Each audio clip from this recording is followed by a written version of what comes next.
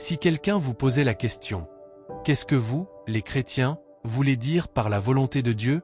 Que diriez-vous? Comment répondriez-vous à cette question? Il mérite une réponse. Diriez-vous que la volonté de Dieu fait référence au dessein de Dieu, au plan de Dieu, au désir de Dieu, au cœur de Dieu? Si vous le disiez, ce serait juste. Dieu a un plan, un dessein et un désir pour nous tous, et bien souvent les gens ne pensent jamais au fait que Dieu s'intéresse personnellement à eux. Ils pensent que Dieu ne s'occupe que de grandes choses à l'échelle mondiale. Pourtant, la Bible dit que lorsque vous faites confiance à Jésus comme votre Sauveur, votre nom est inscrit dans le livre de vie de l'agneau. Ainsi, lorsque vous pensez à votre relation avec Dieu et que nous parlons de la volonté de Dieu, nous parlons de son dessein, de son plan, de son désir pour votre vie. Cela veut dire qu'il ne vous a pas ignoré lorsque vous êtes né. Son dessein, son plan, son désir concernent votre vie. Et je me demande, à quand remonte la dernière fois où vous vous êtes arrêté pour penser « Seigneur, où suis-je dans ton plan? Où suis-je dans ton dessein? Où suis-je dans ta volonté pour ma vie ?» Et ce que je veux que nous considérions dans ce message, c'est ceci. Pouvons-nous être sûrs de la volonté, du dessein et du plan de Dieu pour notre vie? Et lorsque j'y pense, je pense à ce qu'il dit dans le psaume 40 verset 8. « Je prends plaisir à faire ta volonté, mon Dieu, ta loi est écrite dans mon cœur. » Et je pense aux personnes qui s'assoient dans l'église semaine après semaine, dans toutes sortes d'églises, sans jamais réfléchir au fait suivant. Quel est le plan de Dieu? Pas seulement « Qu'est-ce que je dois faire aujourd'hui ?» Pas seulement « Que veut Dieu que je fasse dans cette situation particulière ?» Mais quel est son plan? Quel est son dessein? Que essaie-t-il d'accomplir dans ma vie? Dieu vous a-t-il simplement placé ici pour exister un moment, puis vous rappeler auprès de lui? Non. Il a un dessein, un plan et une volonté pour votre vie. La question est, pouvons-nous en être sûrs? Et la réponse est, certainement, nous le pouvons. Et quand j'y pense, je pense aux personnes qui traversent des difficultés, des épreuves, des souffrances, des douleurs, toutes sortes de choses, et elles ont le droit de demander. Eh bien, Dieu, si tu as une volonté pour ma vie, comment tout cela s'intègre-t-il dans ta volonté? Eh bien, lorsque vous et moi marchons dans la volonté de Dieu, tout ce qu'il permet est pour notre bien. C'est parfois difficile à accepter, mais c'est vrai. Ainsi, quand nous parlons de toute cette question de savoir si nous pouvons en être sûrs, oui, nous pouvons en être sûrs. Je veux donc parler de plusieurs catégories de la volonté de Dieu, et nous en avons déjà parlé auparavant. Voici donc ces catégories de la volonté de Dieu. La première, c'est la volonté prédestinée de Dieu, c'est-à-dire son contrôle souverain. C'est ce qu'il va faire, ce qu'il va accomplir, et personne ne peut l'arrêter. Sa volonté souveraine, sa volonté prédestinée. Ensuite, sa volonté morale pour notre vie, c'est-à-dire la manière dont il veut que nous vivions. Les 10 commandements en seraient un bon exemple, et ils s'appliquent à tout le monde. Puis, sa volonté désirée, c'est-à-dire, que désire Dieu pour nous dans la vie chrétienne? Que désire-t-il pour nous dès le commencement? Ensuite, sa volonté circonstancielle, c'est-à-dire, quelle est sa volonté pour notre vie lorsque nous avons tout gâché? Si nous voulons vivre une vie pieuse, alors nous devons savoir comment répondre aux circonstances de notre vie. Et enfin, la dernière question, c'est, quelle est sa volonté immédiate? C'est-à-dire, quelle est sa volonté aujourd'hui dans votre vie? Quand vous regardez cela, vous êtes confronté à une décision concernant votre travail, ou quoi que ce soit d'autre. Vous devez prendre une décision à ce sujet. Vous devez prendre une décision concernant votre moralité. Vous allez travailler demain et quelqu'un vous passe quelque chose, et vous devez décider si vous allez le refuser, si vous allez l'ignorer ou si vous allez l'accepter. Vous devez prendre une décision, par exemple, sur votre relation à l'argent, ou sur ce qui s'est passé hier ou ce qui se passera demain. En d'autres termes, chaque aspect de notre vie va être examiné à la lumière de la volonté de Dieu, parce que rappelez-vous ceci, il n'a choisi que le meilleur chemin. Si vous dites « Oui, mais je ne suis pas devenu chrétien avant l'âge de 40 ans », très bien. Mais les 40, 50 ou 60 années qui suivent, qu'en est-il de sa volonté pour cela? Et rappelez-vous ceci, celui qui nous connaît parfaitement sait parfaitement comment nous sommes venus au monde. Quels étaient nos avantages, quels étaient nos désavantages, quelles étaient nos opportunités, ce que nos parents savaient, comment ils savaient nous élever ou ne pas nous élever, tout cela fait partie de la sagesse et de la connaissance de Dieu, ainsi que de sa grâce, de sa bonté et de sa miséricorde agissant dans nos cœurs tout au long de notre vie. Mais quelle est la volonté de Dieu pour notre vie aujourd'hui, son dessein et son plan? Je veux donc vous donner un certain nombre d'affirmations qui vous aideront à confirmer dans votre propre esprit et dans votre propre cœur. Ceci est, ou ceci n'est pas, la volonté de Dieu. Voici donc une manière de confirmer la volonté de Dieu. La première question est celle-ci. Cette décision est-elle conforme ou en accord avec la parole de Dieu? Cette décision que vous prenez est-elle en accord avec la parole de Dieu? Et je peux penser à beaucoup de choses qui ne sont pas en accord avec la parole de Dieu et que les gens pratiquent. Cela fait partie de la confirmation de sa volonté pour votre vie. Ensuite, est-ce une décision sage? Et vous dites, eh bien, comment puis-je savoir si c'est une décision sage ou non? Voici comment vous le savez, écoutez attentivement. Vous vous posez la question suivante. Quelles seront les conséquences si je fais cela? Et ainsi, quelles seront les conséquences? Non pas celles que j'aimerais qu'elles soient, mais quelles seront-elles réellement? Il y a toujours des conséquences à nos décisions, que nous l'ayons prévues ou non, que cela nous plaise ou non, il y a des conséquences inévitables. C'est pourquoi nous devrions enseigner à nos enfants et à nos petits-enfants, très tôt dans la vie, qu'il y a des conséquences à leurs décisions. Vous ne pouvez pas prendre de décision sans qu'il y ait une conséquence. Ce peut être une bonne conséquence, bien sûr, et nous l'espérons certainement, ou peut-être pas, mais cela dépend de votre motivation, cela dépend de votre relation avec Dieu. Pensez à ceci, vous vivez soit dans la volonté de Dieu, soit en dehors de la volonté de Dieu, à chaque moment de votre vie où vous êtes éveillé. Vous pouvez rester couché dans votre lit un dimanche matin et ne pas venir à l'église. Quelle est la volonté de Dieu? Sa volonté, c'est que vous soyez quelque part en train de l'adorer. Ainsi, nous sommes soit dans sa volonté, soit hors de sa volonté. Alors, quelles sont les circonstances, quelles sont les choses que nous devons considérer dans notre vie? Car votre vie influence la vie de quelqu'un d'autre. Personne ici ne vit dans une capsule. Vous influencez, à un certain degré et d'une certaine manière, la vie de quelqu'un d'autre. Ils vous regardent, ils vous écoutent, ils observent votre manière de vous habiller, ils voient comment vous agissez, comment vous réagissez. La volonté de Dieu, son dessein, son plan et son désir pour votre vie, nous ne les vivrons pas parfaitement, mais il a une volonté qui est pour notre bien, aussi bien que pour le royaume de Dieu. Alors, est-ce une décision sage? Quelles en sont les conséquences? Puis, numéro 3. Puis-je honnêtement demander à Dieu de me rendre capable d'accomplir ce que j'entreprends à travers cette décision? Puis-je honnêtement lui demander de m'aider à l'accomplir? Réfléchissez donc à la dernière grande décision de votre vie. Avez-vous demandé à Dieu au sujet de cette décision? Vous dites, qu'entendez-vous par grande? Eh bien, pensez à une décision très sérieuse. L'avez-vous consulté à ce sujet? Ou avez-vous dit, eh bien, je vais tirer à pile ou face, comme un insensé? Ou avez-vous dit, eh bien, j'ai 3 choix, je vais simplement y réfléchir et faire un choix. Je suis assez mûr pour faire des choix pour ma vie. Nous sommes tous mûrs, ou en train de mûrir, jusqu'à un certain point. Mais il y a certaines décisions qu'aucun de nous n'est capable de prendre avec sagesse sans la direction et l'aide de Dieu. Et la raison en est simple. Nous vivons dans le monde, qui s'oppose à Dieu, qui s'oppose à la justice, qui s'oppose aux décisions pieuses. Ainsi, une chose dont vous devez vous souvenir, c'est que les décisions que nous prenons nous affecteront, quoi que nous en pensions. Quelqu'un dira, eh bien, cela n'est arrivé qu'une seule fois. Oui, c'est vrai, parfois certaines choses n'arrivent qu'une fois, mais elles entraînent des conséquences pour toute une vie. Ensuite, bien sûr, ai-je une paix véritable, une paix authentique, au sujet de cette décision à laquelle je suis confronté? Et l'une des questions qui accompagne cela est la suivante. Est-ce le bon moment? Regardez cela attentivement. Il se peut que ce soit la volonté de Dieu que vous fassiez telle ou telle chose, quelle qu'elle soit, mais est-ce le bon moment? Et des gens prennent des décisions sérieuses, des décisions très coûteuses, parce qu'ils ont devancé Dieu, ou bien parce qu'ils sont arrivés trop tard. Tout cela en fait partie. Quel rapport la paix a-t-elle avec cela?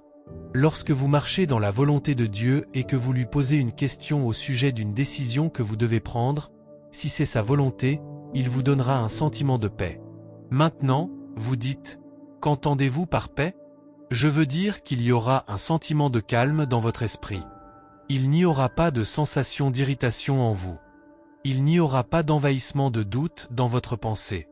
Vous ne serez pas en train de demander à quelqu'un d'autre. Que penses-tu? Quand vous avez la paix de Dieu, il y a ce sentiment profond et irrésistible. Oui, Seigneur, merci Jésus, oui, oui, oui, oui, oui, oui, oui, oui. Et quelqu'un dira, eh bien, je ne sais pas si j'ai déjà eu ce sentiment. C'est parce que vous ne vous êtes pas arrêté pour demander à Dieu.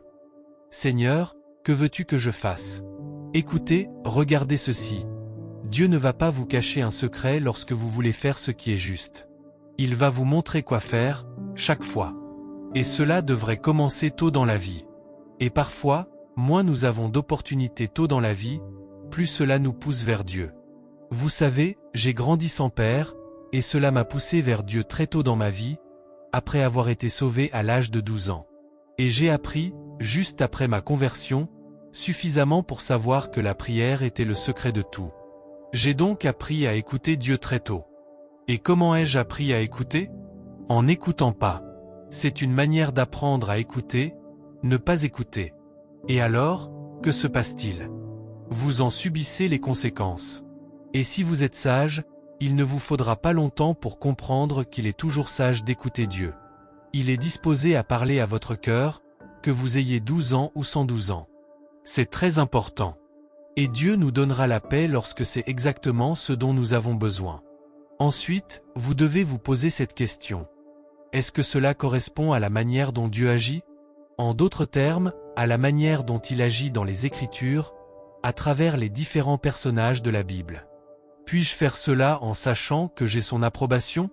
Écoutez, si c'est conforme à la volonté de Dieu, ce sera conforme à la parole de Dieu.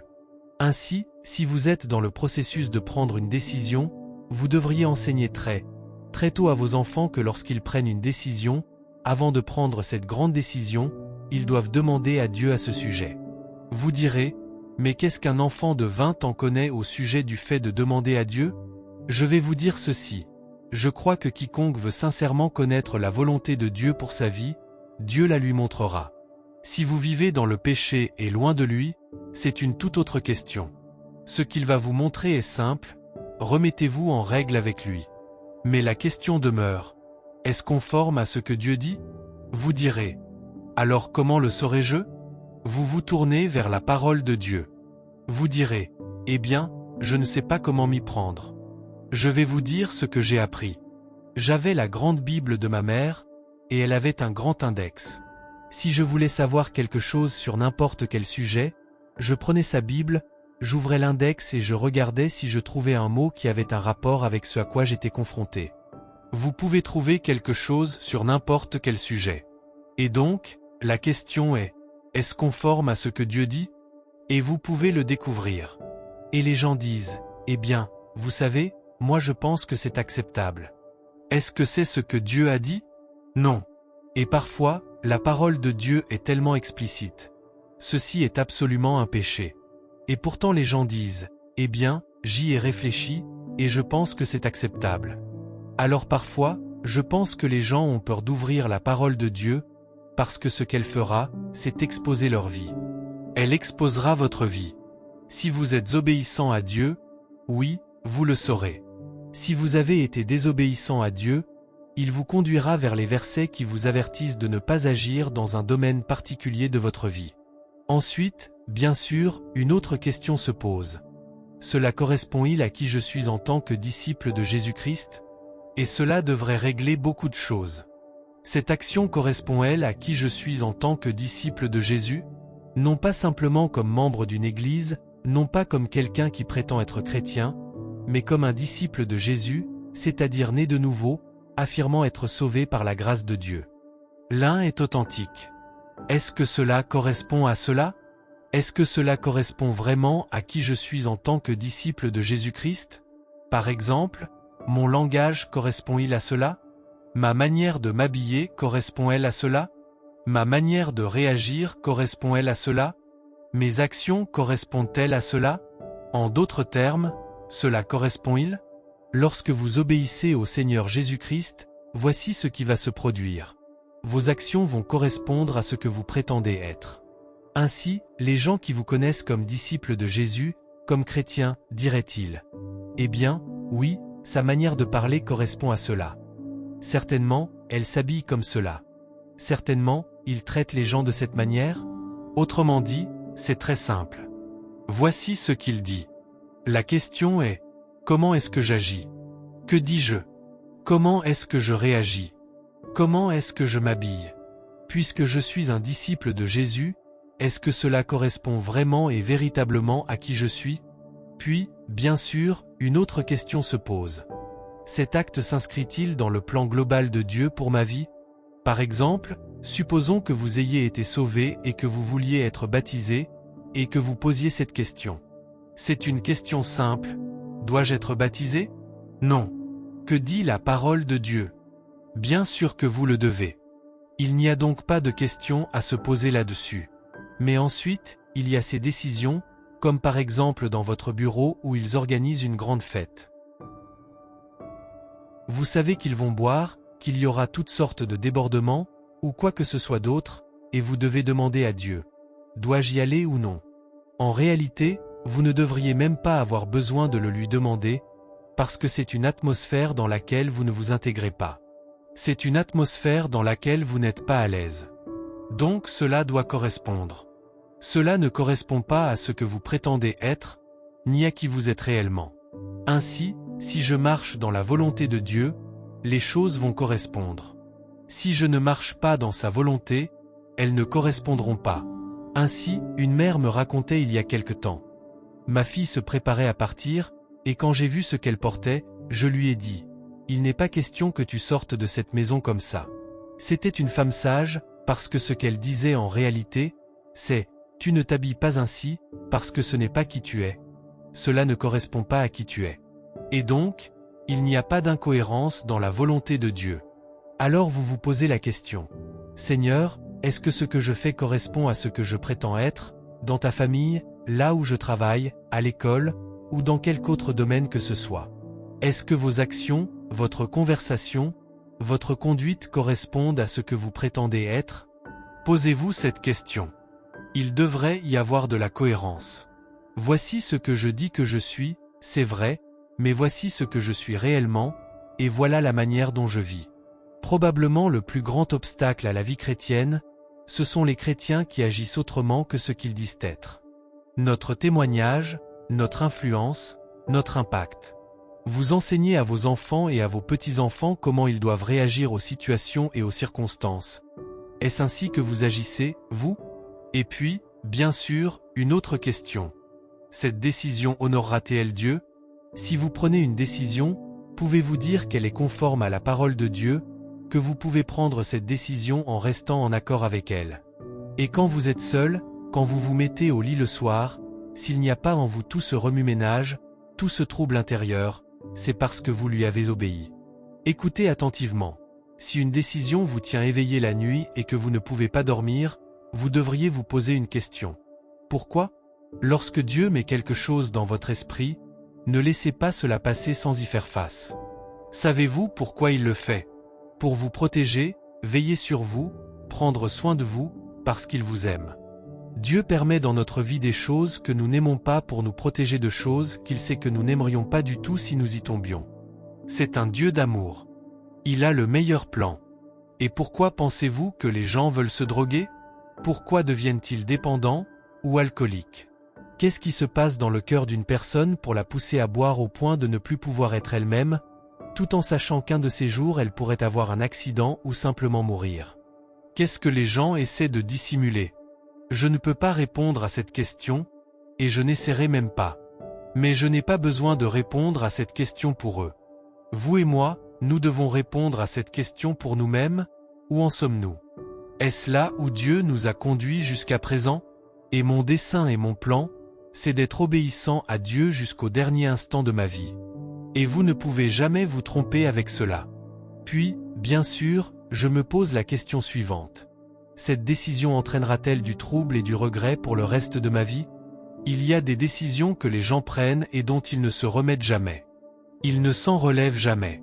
Ils en parlent encore dans les dernières années de leur vie. Combien de fois ai-je entendu ceci?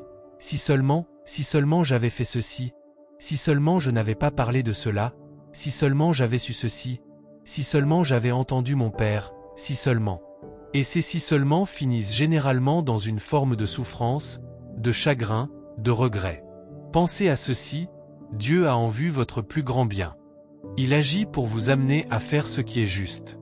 Et si vous l'ignorez, il y aura des conséquences. Ensuite, puis-je m'attendre à ce que Dieu me récompense pour cette décision? Pensez aux décisions que vous prenez ou que vous êtes en train d'envisager. Dieu peut-il vous récompenser pour avoir pris cette décision? Si vous y réfléchissez, il y a dans la vie des décisions extrêmement sérieuses à prendre, des décisions sérieuses qui affectent non seulement votre propre vie, mais aussi celle des autres. Alors posez-vous cette question. Puis-je m'attendre à ce que Dieu me récompense si je traite cette personne de cette manière? Ou si je fais ceci ou cela, si je vais dans tel endroit, si je participe à telle chose? Puis-je m'attendre à ce que Dieu me bénisse, me récompense, à cause de cela?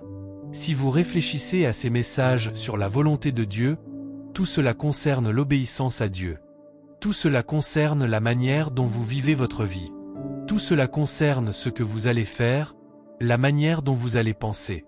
Dieu a un plan, un dessein et un désir pour votre vie, et il est entièrement pour ce qu'il y a de meilleur pour vous. Il est entièrement pour ce qui est bon pour vous. Votre nom est écrit dans le livre de vie de l'agneau, et il veut garder tout le reste en ordre. Et vous et moi devons décider. Vais-je lui faire confiance pour ma vie? Regardez ceci, pensez-y un instant. Vous lui avez fait confiance pour votre éternité.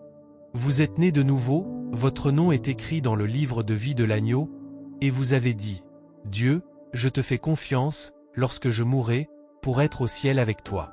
Si vous pouvez faire confiance à Dieu pour cela, qui est une décision éternelle, ne pouvez-vous pas lui faire confiance pour les décisions quotidiennes, qui ne sont pas aussi importantes? Oui, vous le pouvez. Dieu a un dessein, un plan, un désir pour votre vie. Vous dites, eh bien, supposons que j'en ai manqué la moitié. Dieu est-il déçu? Mais si vous en avez manqué la moitié pendant toutes ces années, Dieu n'est pas déçu. Il est prêt à intervenir dans votre vie à n'importe quel moment, à n'importe quel endroit, dès lors que vous êtes disposé à l'accueillir et à lui demander de remettre les choses en ordre. Dieu, je sais que je vais dans la mauvaise direction. Je te demande de me pardonner. Veux-tu, s'il te plaît, me donner une direction pour ma vie à partir de maintenant? Le fera-t-il? Oui, il le fera. Supposons que vous ayez manqué, disons, les 3/4 de votre vie, et personne ne sait combien il vous en reste ou non. Vous pouvez avoir 21 ans, et ce peut être vrai, et vous pouvez avoir 100 ans, et ce peut être vrai aussi, quel que soit votre âge. Êtes-vous disposé à lui dire, Seigneur, je veux ta volonté. Je veux ta volonté. Je veux ton meilleur plan pour ma vie, quel qu'il soit, et je suis disposé à abandonner tout ce qui doit être abandonné, à changer tout ce qui doit être changé, mais je veux ce qu'il y a de meilleur de ta part? Seriez-vous disposé à lui dire que vous voulez ce qu'il y a de meilleur dans votre vie? Êtes-vous prêt à changer tout ce qui doit être changé? C'est la décision la plus sage que vous puissiez prendre. Seigneur, je veux ta volonté, quoi que cela exige, et je veux vivre en elle pour le reste de ma vie. Laissez-moi vous dire comment cela commence. Si vous n'avez jamais fait confiance à Jésus comme votre Sauveur, cela ne fonctionnera pas. C'est lorsque vous lui abandonnez votre vie, en confessant vos péchés, en vous en repentant, en vous en détournant, en lui abandonnant votre vie, que vous devenez alors un enfant de Dieu. Alors, à partir de ce moment-là, vous prenez les décisions ensemble, lui et vous, si vous êtes disposés à écouter. Mais à l'heure actuelle, si vous êtes sans Jésus, vous êtes seul. Vous ne pouvez pas vous attendre à ce que Dieu vous donne la sagesse si vous avez rejeté son Fils. Il se peut que vous vous en sortiez, comme on dit, et que vous fassiez quelques bonnes choses. Vous pouvez même très bien réussir du point de vue du monde. Mais le jour du règlement viendra, et vous devrez rendre compte d'une vie de désobéissance et de rébellion, même si cela vous a rapporté, même si cela vous a enrichi, rendu célèbre, ou quoi que ce soit d'autre, tout cela en dehors de la volonté de Dieu, tout cela en opposition au dessein et au plan de Dieu pour votre vie. Et souvenez-vous de ceci, vous ne gagnerez jamais assez d'argent pour solder votre dette devant Dieu. Vous ne serez jamais assez célèbre pour être accepté par Dieu. C'est le sang de Jésus qui nous purifie du péché, qui fait de nous ses enfants. Père, nous t'aimons et nous te louons. Merci de nous aimer assez pour t'intéresser personnellement à notre vie. Et je prie que chaque personne qui entend ce message le prenne au sérieux. L'éternité est une chose sérieuse. Telle est la vérité. Que où qu'ils se trouvent en ce moment même, ils t'abandonnent leur vie comme à leur Sauveur et Seigneur, et qu'ils te remettent leur vie comme une habitude, comme une part naturelle de leur vie quotidienne.